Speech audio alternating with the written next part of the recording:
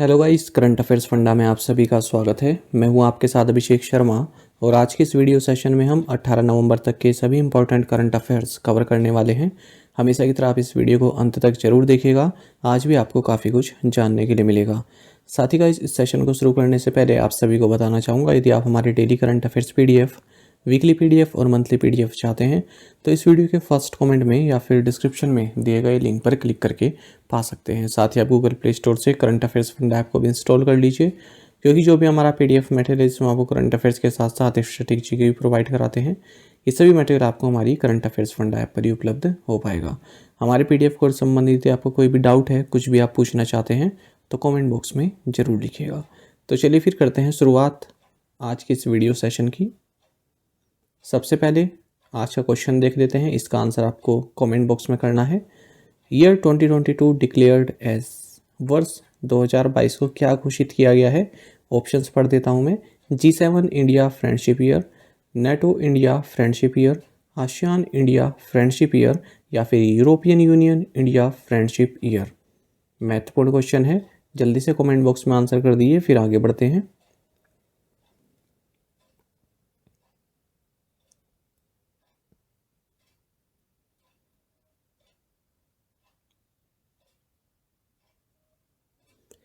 The first global media Congress held in which city? पहला global media Congress किस शहर में आयोजित किया गया? ऑप्शंस आपके सामने है। सही आंसर ऑप्शन डी रहेगा, आबू धाबी। आपको जानना चाहिए global media Congress GMC United Arab अमीरात के आबू धाबी शहर में हुआ है और 3 दिन का ये इवेंट रहा। इसका थीम रहा shaping the future of the media industry. आपको बता दें, इसको ग्लोबल मीडिया कांग्रेस या फिर वर्ल्ड मीडिया कांग्रेस आप कह सकते हैं। आपको जानना चाहिए इस कॉन्फ्रेंस को, एग्जीबिशन कांग्रेस को एडनेक ग्रुप ने एमिरेट्स न्यूज़ एजेंसी के साथ मिलकर ऑर्गेनाइज किया है। हमारी जो इन्फॉर्मेशन एंड ब्रॉडकास्टिंग सेक्रेटरी हैं अपूर्वा चंद्रा, इन्होंने भी इस कांग्रेस को एड्रेस किया, कई सारी बातें की। साथ ही इन्होंने ये भी कहा कि भारत में 1.2 बिलियन मोबाइल फ़ोन यूज़र्स हैं, जबकि 600 मिलियन स्मार्टफोन यूज़र्स हैं। साथ ही आपको ये भी जानना चाहिए कि वर्ल्ड न्यूज़ मीडिया कांग्रेस 2022 ये ज़ारागोजा स्पेन में संपन्न हुआ है। Newborn care week is celebrated every year in the country from. देश में प्रतिवर्ष नवजात देखभाल सप्ताह कब से मनाया जाता है? ऑप्शंस आपके सामने है। सही आंसर ऑप्शन बी रहेगा, 15 to 21 नवंबर। तो आपको जानना चाहिए न्यूबॉर्न केयर वीक ये हर साल हमारे देश में 15 से 21 नवंबर के बीच में मनाया जाता है। एक टर्म होती है न्यूनेटल पीरियड। इसका मतलब होता है जैसे कोई नवजात शिशु होता है तो उसकी लाइफ के जो शुरुआत के 28 दिन होते हैं वो काफ़ी क्रूशियल पीरियड होता है उसके सर्वाइवर के लिए, क्योंकि देखा जाता है कि जो नवजात शिशु की जो डेथ होती है वो इसी पीरियड के दौरान होती है। साथ ही आपको जानना चाहिए जो न्यूबॉर्न केयर वीक है, इसका थीम इस बार 2022 में रहा home care of newborn in urban area.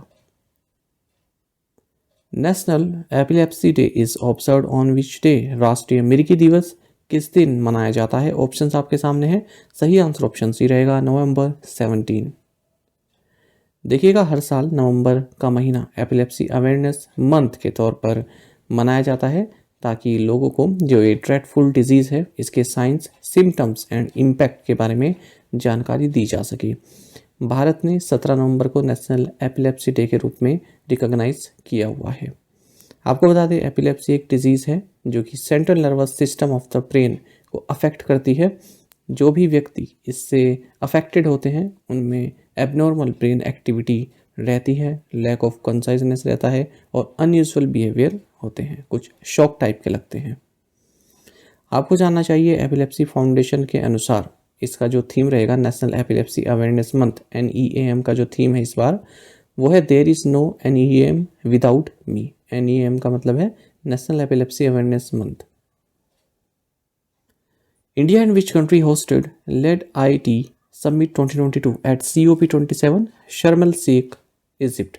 Bharat और किस देश ने COP27 शर्म एल शेख मिस्र में लेड IT समिट 2022 की मेजबानी की? ऑप्शंस आपके सामने हैं। सही आंसर ऑप्शन सी रहेगा, स्वीडन। अच्छा, नवंबर के महीने में कई महत्वपूर्ण समिट्स हुई हैं, तो नवंबर का महीना समिट से भरा हुआ है और आपके एग्ज़ाम में इस नवंबर में जितनी भी समिट्स हुई हैं वहाँ से 1 या 2 क्वेश्चन तो आएगा ही। तो इसलिए नवंबर महीने में जितने भी समिट से हम पढ़ रहे हैं इनको आप एक अलग पेज पर लिखते जाइएगा। चलिए टॉपिक पर आते हैं। तो COP27 Sharm L Sheikh Egypt, यहाँ पर इंडिया और स्वीडन ने लेड IIT समिट को होस्ट किया है। लेड IIT मतलब लीडरशिप फॉर इंडस्ट्री ट्रांजिशन।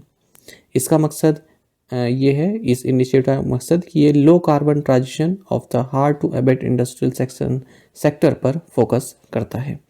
आपको बता दें जो ये लेड IIT है, इसका मतलब leadership group of industry transition है।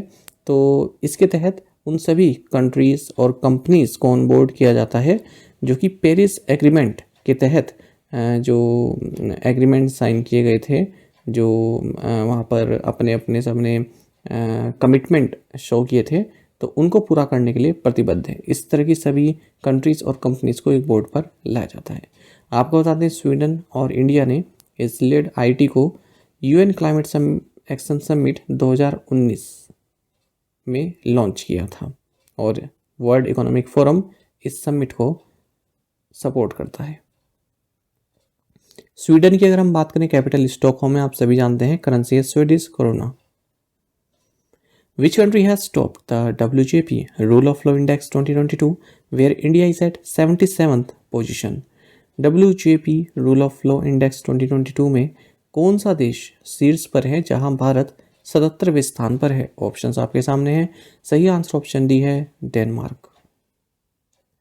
तो आपको जानना चाहिए international civil society organisation world justice project WJP, इसने रूल ऑफ लॉ इंडेक्स 2022 को रिलीज़ कर दिया है और ये जो रिपोर्ट है ये 140 कंट्रीज़ में रूल ऑफ लॉ स्टेटस को कंपाइल करती है। आपको बता दें इस रिपोर्ट में बताया गया है कि जो रूल ऑफ लॉ है, यानी कि कानून का जो नियम है, कहाँ पर फॉलो ज़्यादा किया जाता है, कहाँ पर कम फॉलो किया जाता है, तो इसका मतलब ये है, इस रिपोर्ट में बताया गया है कि जो रूल ऑफ लॉ है ये लगातार 5वें साल इसमें डिक्लाइन देखने के लिए मिला है। बात करते हैं भारत की, तो 140 देशों में भारत की जो रैंक है ये 77वीं है और इसका स्कोर रहा है 0.50। अगर हम अलग अलग पैरामीटर्स में देखें तो फंडामेंटल राइट्स के अडेरेंस में, उसको अपनाने में, उसको फॉलो करने में हम 140 में से 94वें नंबर पर है, 94th पर। अगर हम सिविल जस्टिस की बात करें तो हम 111वें नंबर पर हैं। अगर हम क्रिमिनल जस्टिस की बात करें तो हम 89वें नंबर पर हैं। अगर हम अब्सेंस ऑफ करप्शन की बात करें तो हम 93वें नंबर पर हैं। साथ ही आपको जानना चाहिए कि जो हमारे पड़ोसी देश हैं ये तो हमसे पीछे हैं। बांग्लादेश 127वीं रैंक पर है, पाकिस्तान 129वीं रैंक पर है, चाइना 95वीं रैंक पर है, लेकिन नेपाल ने यहाँ पर काफ़ी अच्छा परफॉर्म किया है। इसका स्कोर 0.52 है और रैंक है इसकी 69। तो यहाँ से क्वेश्चन बन जाता है कि हमारे जो पड़ोसी देश हैं उनमें से अच्छी रैंक किसकी है, तो 4 ऑप्शन मिल जाएंगे आपको, उसमें नेपाल होगा, तो नेपाल पर सही टिक करना है। आजकल क्वेश्चन इसी तरह से पूछे जाते हैं कि हमारे नेबर में किसकी रैंक हमसे अच्छी है किसी भी इंडेक्स में। आपको बता दें भारत का जो स्कोर है ये 2021 से तो अनचेंज्ड ही है। 2021 में भी 0.50 था, लेकिन 2020 में हमारा 0.51 था।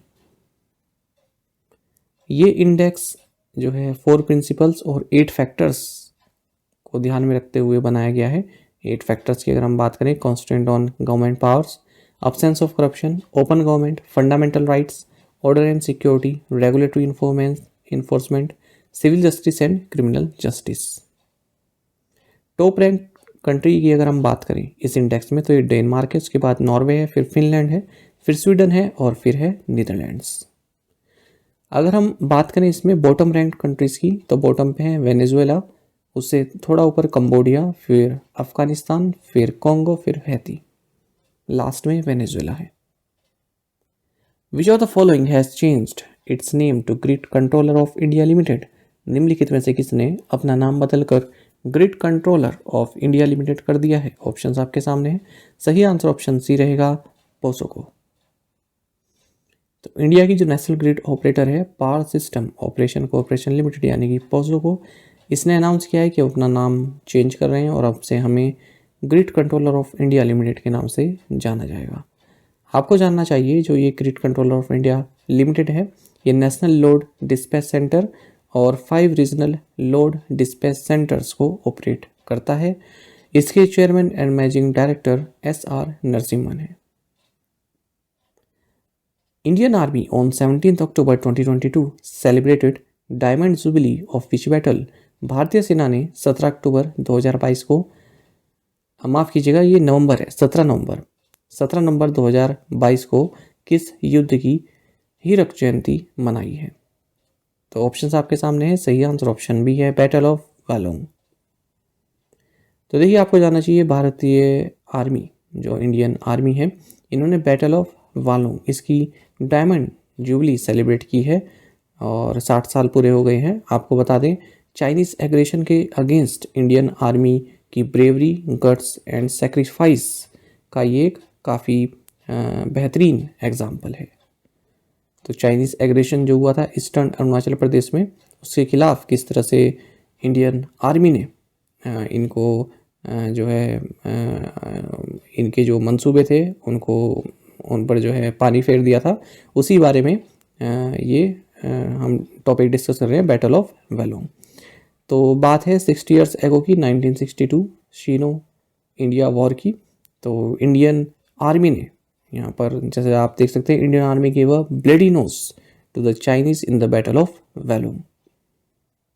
ब्लडी नोज आप समझ सकते हैं क्या मतलब हुआ इस लाइन का पूरेगा। अच्छा, यहाँ पर जो हमारे इंडियन आर्मी के जो ब्रेव हार्ट्स हैं, जो हमारे जवान रहे, ठीक है, उन्होंने जो चाइनीज़ आर्मी है उनको 27 दिन तक आगे एडवांस करने से रोका रहा और पीछे धकेल दिया था। साथ ही आपको जानना चाहिए month long diamond jubilee celebration है, ये 17 अक्टूबर 2022 को स्टार्ट हुई। अच्छा, ये 17 अक्टूबर ही है यहाँ पर ना शायद, पर ये न्यूज़ अभी आई है, ये शायद 17 अक्टूबर ही है। मैं इसको कंफर्म करके आपको बताऊंगा क्योंकि न्यूज़ तो ये नवंबर में आई है। ऐसा हो सकता है कि 17 अक्टूबर से शुरू हुआ हो ये, और हाँ मंथ लॉन्ग है ना ये। अच्छा, ये 17 अक्टूबर को ही शुरू हुई थी और अब 17 नवंबर में ये जो सेलिब्रेशन है ये ख़त्म हो गया है। तो ठीक है, ये सही है। बाकी फिर भी मैं एक बार कंफर्म करके बता दूँ 17 नवंबर है या 17 अक्टूबर है। What is Artemis 1 mission. Artemis 1 mission क्या है? ऑप्शंस आपके सामने है, सही आंसर ऑप्शन डी रहेगा, अनक्रूड मून ऑर्बिटिंग मिशन। महत्वपूर्ण क्वेश्चन है, ध्यान से देखिएगा। देखिए इस मिशन को पहले एक्सप्लोरेशन मिशन 1 EM1 के नाम से जाना जाता था और अब जाना जाता है आर्टेमिस मिशन के नाम से। तो नासा का जो आर्टेमिस 1 मिशन है ये सक्सेसफुली टुक ऑफ किया है कहाँ से? Launch pad 39B at Kennedy space centre in Florida US। किसके द्वारा भेजा गया? स्पेस लॉन्च सिस्टम रॉकेट के थ्रू। आपको बता दें ये एक अनक्रूड मिशन है, यानी कि इसमें कोई भी एस्ट्रोनॉट नहीं है, अनक्रूड मिशन है ये। और 3 तरह के मिशन होने वाले हैं, आर्टेमिस 1, 2 एंड 3। आपको बता दें लास्ट टाइम जब नासा द्वारा एस्ट्रोनॉट्स को मून की सतह पर उतारा गया था तब ये बात थी 1972 की। मिशन का नाम था अपोलो 17। तो 50 साल बाद फिर से नासा ये कारनामा करने जा रहा है। फिलहाल अभी ह्यूमन को नहीं भेजा गया है, ये अनक्रूड मिशन रहा है। पहले देखा जा रहा है कि जो हमने यहाँ से स्पेसक्राफ्ट भेजा है वो सही सलामत वहाँ पर अपना फंक्शनल कर रहा है या नहीं कर रहा है, पायलट बेसिस पर जिसको हम बोलते हैं। तो देखिए आर्टेमिस 1 ये एक uncrewed 4 to 6 week flight test है किसका? स्पेस लॉन्च सिस्टम रॉकेट और ओरियन स्पेसक्राफ्ट का। तो ये मून की सतह पर अभी जाएगा, फिर वहाँ से वापस लौटेगा। आपको बता दें ये वेरीफाई करेगा कि क्या ये दोनों जो स्पेस लॉन्च सिस्टम है रॉकेट और ओरियन स्पेसक्राफ्ट है, क्या ये दोनों सूटेबल हैं यदि हम क्रूड जर्नी करें, यानी कि अगर हम एस्ट्रोनॉट्स को भेजें या फिर ह्यूमन को भेजें तो क्या उसके लिए दोनों सूटेबल हैं। इसी चीज़ को यहाँ पर आजमाया जा रहा है। आपको बता दें इसमें एक टॉय भी है जिसका नाम है शॉन द शीप। 2 डमीज भी रखे गए हैं, हेल्का एंड जोहर। साथ ही यहाँ पर रेडिएशन सेंसर्स भी हैं, 5600 रेडिएशन सेंसर्स हैं। इसमें एक वॉइस असिस्टेंट भी भेजा गया है, कैलिस्टो। आपको बता दें इसमें एक बायोलॉजी एक्सपेरिमेंट भी यहाँ पर किया जाएगा, ये देखने के लिए कि जो कॉस्मिक रेडिएशन है वो एस्ट्रोनॉट्स के लिए कुछ खतरा बन सकती हैं, किस तरह से एक्सपोज कर सकती हैं। तो बायो सेंटिनल सैटेलाइट यहाँ पर एक यीस्ट सेल्स को कैरी कर रहा है जो कि ये बताएंगी कि रेडिएशन का कितना प्रभाव इस पर हुआ है। आर्टेमिस के बारे में आपको ये जानना चाहिए कि ग्रीक माइथोलॉजी में अपोलो की ट्विन सिस्टर है आर्टेमिस, यहाँ से नाम लिया गया है। लॉन्च डेट 16 नवंबर 2022। मिशन ड्यूरेशन कितनी है? 25 दिन 11 घंटे 36 minute. Total distance travel 1.3 million miles. और स्प्लैश डाउन 11 दिसंबर 2022। स्प्लैश डाउन मतलब पानी में आकर किसी चीज़ का गिरना। तो ये जब वापसी होगी इसकी तो ये शायद पैसिफिक ओशियन में जाकर गिरेगा 11 दिसंबर 2022 को वापस जब आएगा।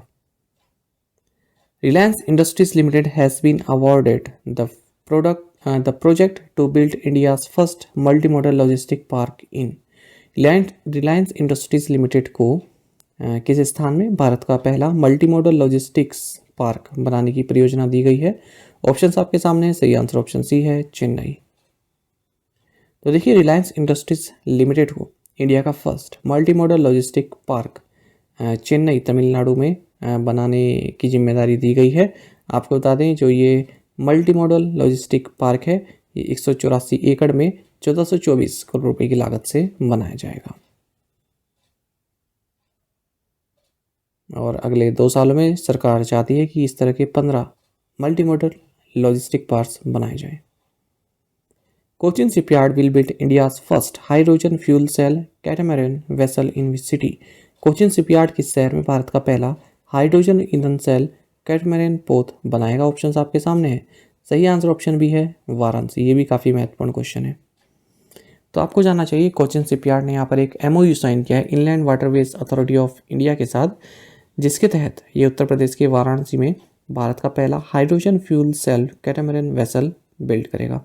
कैटामैरन वेसल आप नीचे देख पा रहे होंगे, देखेंगे साइड में 2 पैरेलल आप खांचे देख रहे हैं, है ना, और इनको किसने जोड़ा हुआ है? एक फ्लैट जो डेक होती है उसने जोड़ा हुआ है ना। ये पैरेलल तो फ्लोटिंग आप पैड कह सकते हैं इनको, और इनको एक डेक ने जोड़ा हुआ है ऊपर से। तो इस तरह का जो बोट होती है, इस तरह का जो वेसल होता है, इनको बोलते हैं कैटामैरन वेसल। आपको जानना चाहिए जो कोचिन शिपयार्ड है इसने MOU साइन किए हैं इस तरह के 6 इलेक्ट्रिक कैटामैरन वेसल बनाने के लिए उत्तर प्रदेश और गुवाहाटी के लिए। ये MOU जो है वाराणसी में साइन किया गया। Union minister of ports shipping and waterways Sarbananda Sonowal, union minister for heavy industry Mahendra Nath Pandey और चीफ मिनिस्टर योगी आदित्यनाथ के बीच में। Which international airport in November has received the aerodrome license from the Directorate General of Civil Aviation? नवंबर में किस अंतर्राष्ट्रीय हवाई अड्डे को नागरिक उड्डयन महानिदेशालय से एरोड्रोम लाइसेंस प्राप्त हुआ है? ऑप्शंस आपके सामने है, सही आंसर ऑप्शन बी है, जयपुर एयरपोर्ट। तो देखिए जयपुर इंटरनेशनल एयरपोर्ट लिमिटेड, इसको एरोड्रोम लाइसेंस प्राप्त हुआ है directorate general of civil aviation द्वारा। और आपको बता दें इससे पहले एयरपोर्ट अथॉरिटी ऑफ इंडिया जो है इस तरह का लाइसेंस इसके पास था, ये लाइसेंस होल्डर था। लेकिन अब जो प्राइवेट प्लेयर हैं Adani Jaipur international airport limited, इनके पास भी अभी ये लाइसेंस आ गया है, aerodrome licence. Ministry of finance, ministry of housing and urban affairs and which organisation jointly organised a 5-day focused workshop titled cities credit worthiness academy. वित्त मंत्रालय, आवास और शहरी मामलों के मंत्रालय और किस संगठन ने संयुक्त रूप से सिटी क्रेडिट वर्थनेस एकेडमी नामक 5 दिवसीय केंद्रित कार्यशाला का आयोजन किया? ऑप्शंस आपके सामने हैं, सही आंसर ऑप्शन डी रहेगा, वर्ल्ड बैंक ग्रुप। तो आपको जानना चाहिए department of economic affairs, ministry of finance, ministry of housing and urban affairs and world bank group, इन्होंने एक 5 दिन की एक वर्कशॉप ऑर्गेनाइज किया जिसका टाइटल रहा सिटीज़ क्रेडिट वर्थनेस एकेडमी। तो इसमें इसी बारे में चर्चा की गई है कि जो फ्यूचर सिटीज़ होने वाली हैं भारत की, उनकी किस तरह से उनकी फाइनेंसिंग की जाएगी। इस वर्कशॉप का थीम रहा vision of future cities and role of municipal financing. India and which country have agreed to enhance partnership in areas such as digital partnership in future ICT, future mobile technologies and digital education. भारत और कौन सा देश future ICT, future mobile technologies और digital education में digital partnership जैसे क्षेत्रों में साझेदारी बढ़ाने पर सहमत हुए हैं? ऑप्शंस आपके सामने हैं। सही आंसर ऑप्शन ए है फिनलैंड। तो यहाँ आपको जानना चाहिए Finland minister of education and culture Petri Honkonen, इन्होंने union minister of science and technology doctor Jitendra Singh से मुलाकात की है। साथ ही एक बायलैटरल कोऑपरेशन को बढ़ाने पर भी सहमत हुए हैं दोनों कंट्रीज के बीच में। किससे संबंधित है ये? Cooperation in area such as digital partnership in future ICT, future mobile technologies and digital education. Finland के बारे में आप जानते हैं, कैपिटल हेलसिंकी है, करेंसी यूरो है। Union agriculture and farmers welfare minister Narendra Singh Tomar inaugurated the first greenfield farm machinery plant of Mahindra and Mahindra in which state? केंद्रीय कृषि और किसान कल्याण मंत्री नरेंद्र सिंह तोमर ने किस राज्य में महिंद्रा एंड महिंद्रा के पहले ग्रीनफील्ड फार्म मशीनरी प्लांट का उद्घाटन किया? ऑप्शंस आपके सामने। सही आंसर ऑप्शन सी है, मध्य प्रदेश। तो आपको जानना चाहिए union agriculture and farmers welfare minister Narendra Singh Tomar, इन्होंने first greenfield farm machinery plant जो कि महिंद्रा एंड महिंद्रा का है, इसको इनोग्रेट किया है पीथमपुर, मध्य प्रदेश में। मध्य प्रदेश के बारे में आप जानते हैं, कैपिटल भोपाल है, गवर्नर मंगूभाई पटेल हैं, चीफ मिनिस्टर शिवराज सिंह चौहान है। An international travelling exhibition vaccines injecting hope was inaugurated in which city? किस शहर में अंतर्राष्ट्रीय यात्रा प्रदर्शनी वैक्सीन इंजेक्टिंग होप का उद्घाटन किया गया? ऑप्शंस आपके सामने है। सही आंसर ऑप्शन ए है, दिल्ली।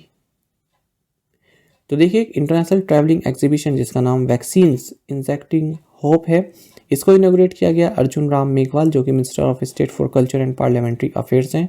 किस जगह इस एग्जीबिशन को इनोग्रेट किया गया है? नेशनल साइंस सेंटर, दिल्ली में। आपको बता दें, इस एग्जीबिशन के लिए national council of science museum NCSM और साइंस म्यूजियम ग्रुप लंदन, इन दोनों ने ही हाथ मिला है। इस एग्जीबिशन के तहत ये बताया जाएगा कि जो वैक्सीन्स का जो डेवलपमेंट होता है, वैक्सीन जो बनाई जाती हैं, उसमें किस तरह का एफर्ट लगता है। आपको बता दें 15 नवंबर 2022 से शुरू हुआ है और ये जो एग्जीबिशन है ये 5 वेन्यूज़ में आयोजित किया जाएगा, दिल्ली, नागपुर, मुंबई, बेंगलुरु एंड कोलकाता। सितंबर 2025 तक चलने वाला है। Which of the following has inducted a fleet of Tata Nexon electric vehicles under green mobility initiative? निम्नलिखित में से किसने ग्रीन मोबिलिटी इनिशिएटिव के तहत टाटा नेक्सॉन इलेक्ट्रिक वाहनों का एक बेड़ा शामिल किया है? ऑप्शंस आपके सामने। सही आंसर ऑप्शन डी है, इंडियन एयरफोर्स। तो जानिएगा, कार्बन फुटप्रिंट रिडक्शन करने के लिए और गवर्नमेंट ऑफ इंडिया का जो इनिशिएटिव है ग्रीन मोबिलिटी, उसके साथ चलने के लिए, उसको आगे बढ़ाने के लिए इंडियन एयरफोर्स ने टाटा नेक्सॉन इलेक्ट्रिक व्हीकल्स की एक फ्लीट को इंडक्ट किया है इंडियन एयरफोर्स में। तो इसमें 12 इलेक्ट्रिक व्हीकल्स हैं इस कंपनी के, जिनको जो हमारे एयर चीफ मार्शल हैं VR चौधरी, ठीक है, इनके द्वारा फ्लैग ऑफ किया गया है। Air chief marshal VR Chaudhari जो कि chief of the air staff है, इनके द्वारा हरी झंडी दिखाई गई है। Who has been appointed as the director of ICAR Central Tobacco Research Center located in Rajahmundry, Arunachal, Andhra Pradesh? आज बोलते हुए बोलना कुछ चाह रहा हूँ लेकिन निकल कुछ जा रहा है, माफ़ कीजिएगा। आंध्र प्रदेश के राजमुंद्री में स्थित ICAR केंद्रीय तंबाकू अनुसंधान संस्थान के निदेशक के रूप में किसे नियुक्त किया गया है? ऑप्शंस आपके सामने। सही आंसर ऑप्शन बी रहेगा, मगंती शेषु माधव। देखिए, मगंती शेषु माधव जो कि Indian institute of rice research of ICAR का ये इंस्टीट्यूट है, Indian institute of rice research, इसमें साइंटिस्ट हैं।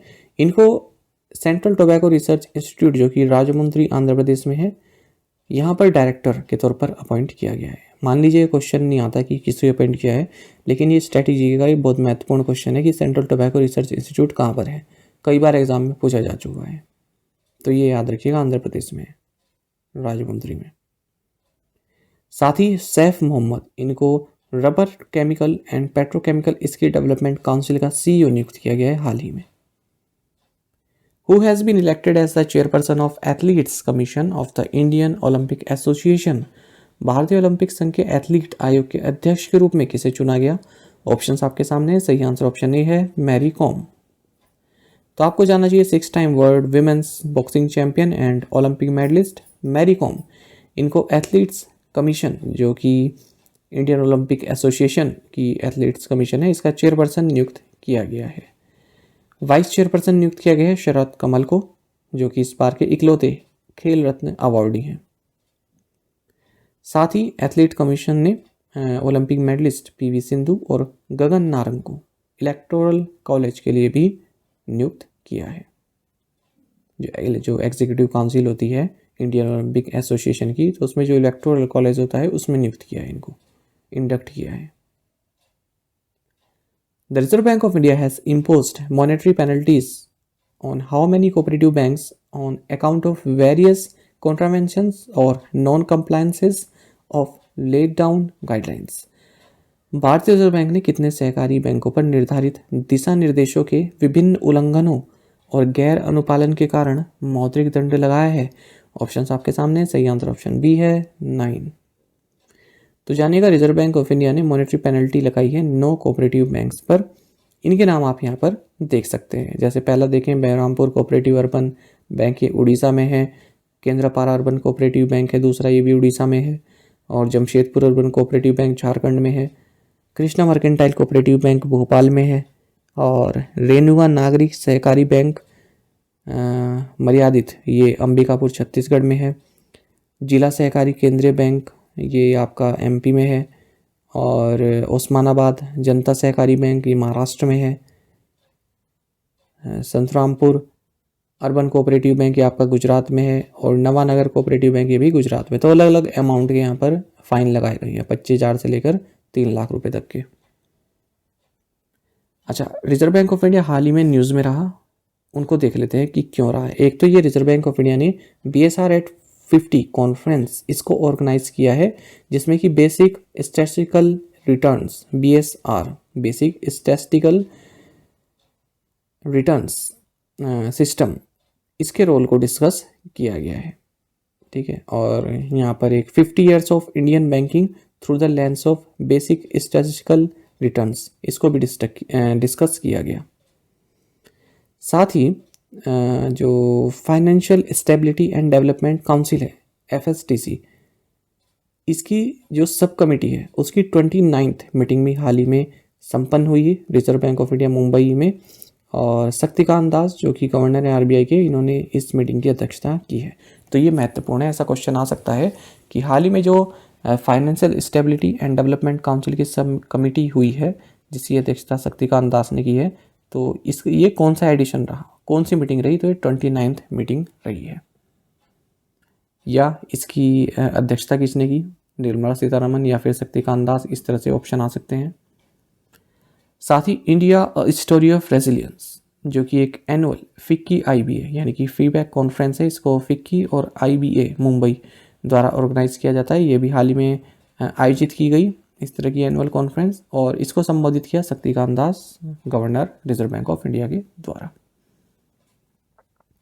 साथ ही रिजर्व बैंक ऑफ इंडिया ने हाल ही में बाबाजी दाते महिला सहकारी बैंक लिमिटेड महाराष्ट्र, इसका भी लाइसेंस रद्द कर दिया है। The government has appointed senior economist Dr. Arvind Virmani as a full-time member of NITI Aayog. He is the founder president of which organization? सरकार ने वरिष्ठ अर्थशास्त्री डॉक्टर अरविंद विरमानी को नीति आयोग का पूर्णकालिक सदस्य नियुक्त किया है।